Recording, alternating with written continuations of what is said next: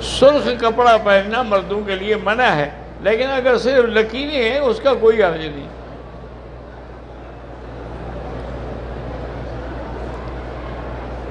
تو کہتا ہے کہ کبھی میں حضور کی طرف دیکھتا اور کبھی چاند کی طرف دیکھتا۔ کافی دیر کے موازنے کے بعد میں نے اندازہ یہی لگایا کہ واللہ خدا کی قسم کہ حضور کا چہرہ جو ہے وہ زیادہ اس سے خوبصورت ہے۔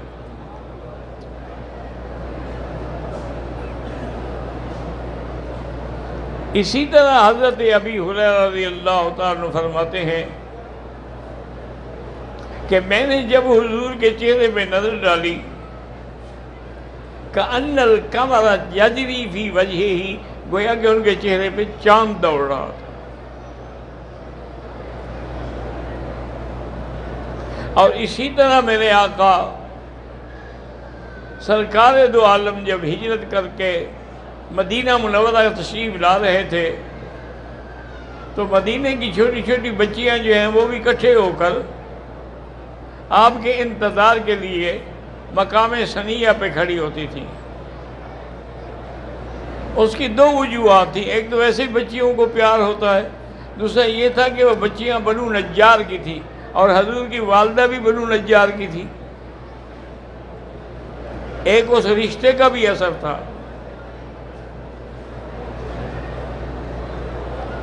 حضور صلی اللہ علیہ وعلی آلہ وصحبہ وسلم کی سواری جب قریب آئی اور آپ کا چہرہ مبارک نظر آیا تو اب بچیوں نے مل کے بڑے وجہ سے گانا شروع کر دیا کہ طلع البدر علینا من ثنیۃ الوداع وجب الشکر علینا ما دعا للہ داعی، کہ آج 14ویں کا چاند طلوع ہو گیا ہے۔ اسی لیے صحابی کہتے ہیں واللہ ما رأینا اضواء یوم، اس سے زیادہ ہم نے روشن دن نہیں دیکھا جب حضور مدینے میں آئے۔ روشن ہونا بھی چاہیے تھا کہ 2 چاند اکٹھے ہو گئے۔ اور کہتے ہیں کہ اس سے اندھیرا دن ہم نے نہیں دیکھا جس دن حضور کی وفات ہوئی تو اندھیرا چھا گیا۔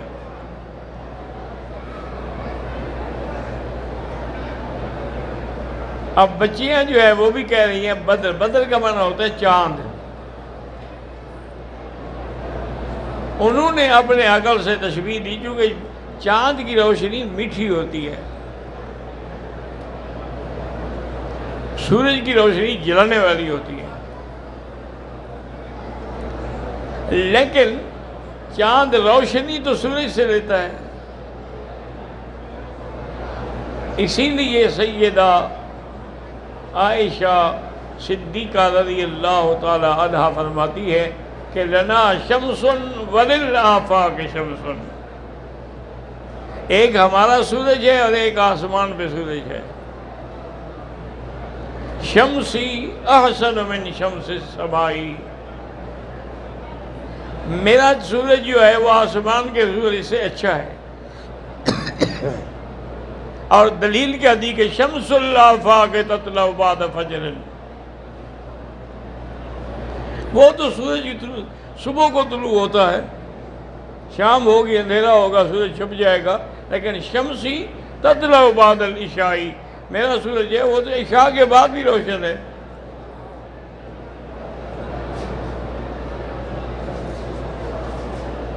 اس لیے حضور سب سے بڑی چیز جو ہے وہ جمال ہے، تو سب سے بڑا جمال جو ہے میرے آقا میں تھا۔ حضور صلی اللہ علیہ وسلم سے۔ اور دوسری چیز ہے کمال، تو حضور کے لیے جتنے کمالات ہیں وہ اخلاقی کمالات ہیں، علمی کمالات ہیں، عملی کمالات ہیں، سب کے سب کمالات کا مجموعہ جو ہے محمد مصطفیٰ کی ذات ہے۔ تو اس لیے بھی حضور سے محبت ہونا جو ہے وہ ضروری ہے اور لازمی ہے۔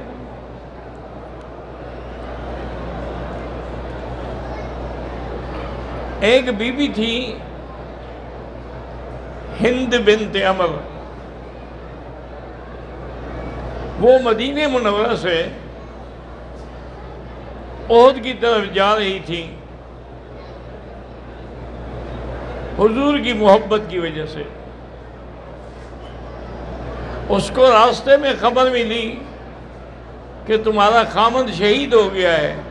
اور نے کہا الحمدللہ، مجھے یہ بتاؤ ما فعل برسول اللہ، میرے مدنی کا کیا حال ہے؟ کچھ آگے جانے کے بعد اسے خبر ملی کہ تیرا جوان بیٹا بھی شہید ہو گیا۔ اس نے کہا الحمدللہ، میں تم سے یہ نہیں پوچھ رہی، مجھے بتاؤ کہ ما فعل برسول اللہ، حضور کی کیا حال ہے؟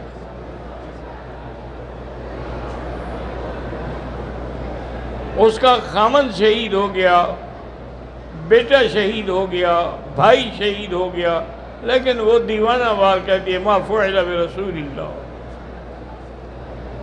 ایک صحابی نے کہا چونکہ احد کا بڑا عجیب دن تھا امتحان کا، کہ حضور کے دندان مبارک بھی شہید ہوئے، آپ کا ہونٹ مبارک بھی کٹا، آپ کے سر مبارک پہ بھی خود لگی۔ ایک صحابی نے اسے کہا کہ بی بی حضور خیریت سے ہیں؟ اور نے کہا نہیں حضور نہیں ہے، مجھے دکھاؤ کہاں ہیں۔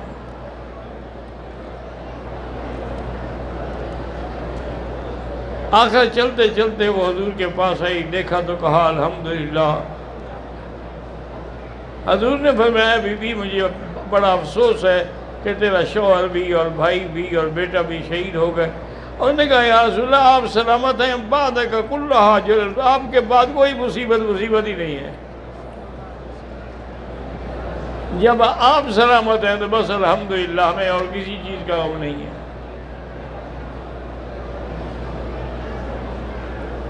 اسی طرح حضور صلی اللہ علیہ وسلم کے صحابی بھی ہیں اور آپ کے غلام بھی ہیں ثوبان۔ ایک دن حضور کی خدمت